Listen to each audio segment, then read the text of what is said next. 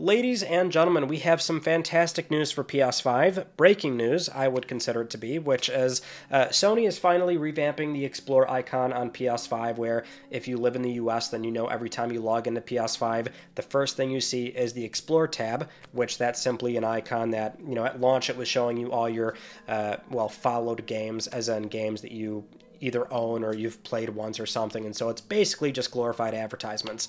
Then eventually they did update that to where there were two little panels like widgets on the Explore tab showing you your friends online and also your trophy progress. And at the time when they did that, it was like, okay, that's actually a good idea. Why don't we capitalize on that further? Well, now they are. So this just went live on PSN as a beta, so not everyone is going to have this. Moreover, it's only in the US for the Explore icon, but some people should start seeing this on PSN if you are accepted for the beta, which is simply revamping the Explore icon to where now it's a lot more useful. There's, actual widgets on here that can give you more consumer-facing information and not just necessarily game news.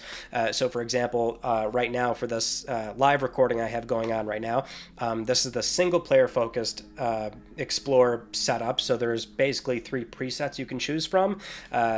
From what I can see, you can't actually rearrange these yourself just yet, although I imagine that will probably come down the road. But for now, you see it says, "Welcome back, Ryan Benecki." We've got a unique background. We've got a widget for a DualSense battery indicator, so you can see that's new, and there's room for more devices, which just real quick, I'll test turning on a Pulse Elite, and that should just show up down there. So nice way to have a cursory glance at your battery levels. So there's our Pulse Elite connected, and we have a nice bird's eye view of how far along it is. If anything, that little, circular battery indicator might be a little bit more accurate than the simple bar icons that we have. But console storage, I think, is also very useful. I can't seem to be able to change that to extended storage or M.2 storage, but if you do hit that, it'll take you right to it, and then you can look at your other drives if you want to.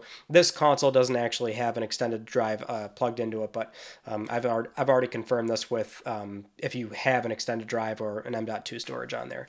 But there's game captures. You can see that there is game news here, and you've got little L1, R1 tabs, so you can thumb through these. So for game captures, we can actually look through Returnal right here. Your wish list, so this is also very handy. You can kind of scroll through this. It's still got that little issue where the PlayStation Plus trial icon will be there. If it's a game that has a trial, it won't show you the price. So that's still kind of annoying, but otherwise you can tab through and see the existing price for a game. And see, it tells me that Curse to Golf is included on PS Plus, but again, nice to have this cursory information right up front at a glance. And then we can scroll over a little bit for PlayStation Plus news, what's new, so that's kind of whatever. But then off to the far right, we have more online focused news, which would be your friends list, friends activity, right? So now it looks a little bit more lively here to see your friends list and what they're playing and a trophy earned. So very reminiscent of the PlayStation 4 activity news feed, the what's new feed, actually showing you what your friends are up to and what kind of trophies they're earning, right? So it seems like they've finally, after years, taken this feedback to heart, where now the screen can look a little bit more social. But as I said before, so this is the preset for single players, so they're pushing all the information to the far left for what would be more pertinent for you if you're trophy hunting or looking for battery indicator levels or, again, console storage. But we can go up here. I guess we'll cover this first, which would be change background. So we have custom backgrounds in a sense.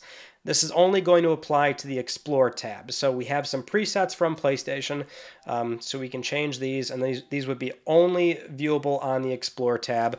And we do have some sort of live backgrounds here, so these will actually have a bit of motion in the background, as you can see, which is nice. I think that's actually enjoyable. Just nice little visual energy to the screen. But as I've said many times over, I feel like we're not going to get proper custom backgrounds because this is the background of the UI. It's your software. Your software library is always the background. So I'm sure this is not going to please many people, considering you're not getting true backgrounds that override the entire console UI, but you are getting custom backgrounds in the sense that you can go over to your media gallery and at least choose a screenshot. I'll actually have to double check if you can use a USB drive. I can't see why you wouldn't. I'll confirm that in a second here.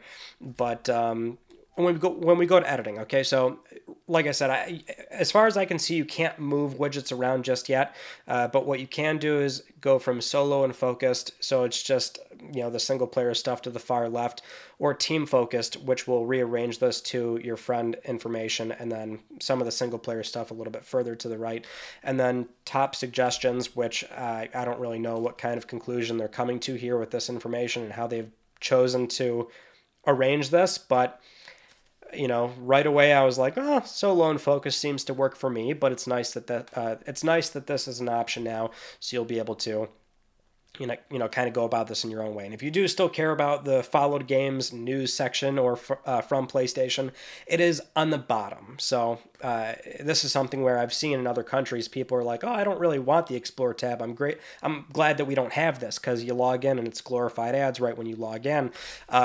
But you know, with this kind of setup, I right away I'm in love. I think this is absolutely the direction the Explore tab should have been going in from the very start. Kind of frustrating it took this long for us to get there, but you know, now it is finally here. And settings is only a matter of me being able to turn this off. Again, it's in a beta, so not something you can actually encourage right now, but you can log into PSN and see if it is going to be an option for you.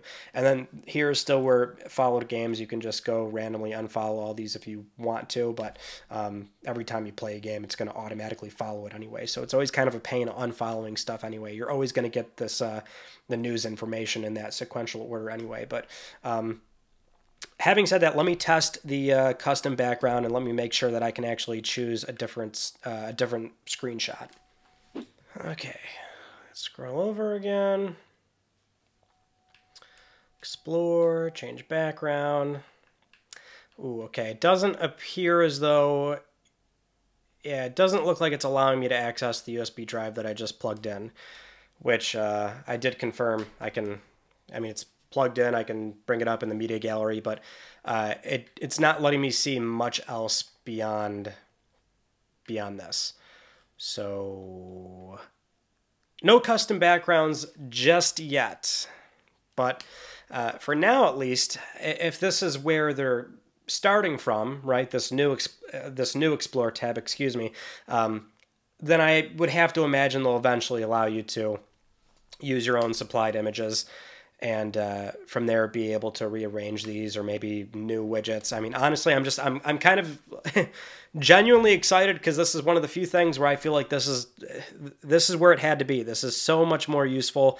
It really does, I think, address a lot of the concerns we've had with how the UI generally feels very isolated and lonely. I've, for the most part, really loved the clean look of the UI. I like how it's very reminiscent of the PlayStation 3 in many ways, with your software being front and center, with it taking over the background, with, you know, big screenshots or background images. But I don't want to digress and go off on a tangent here.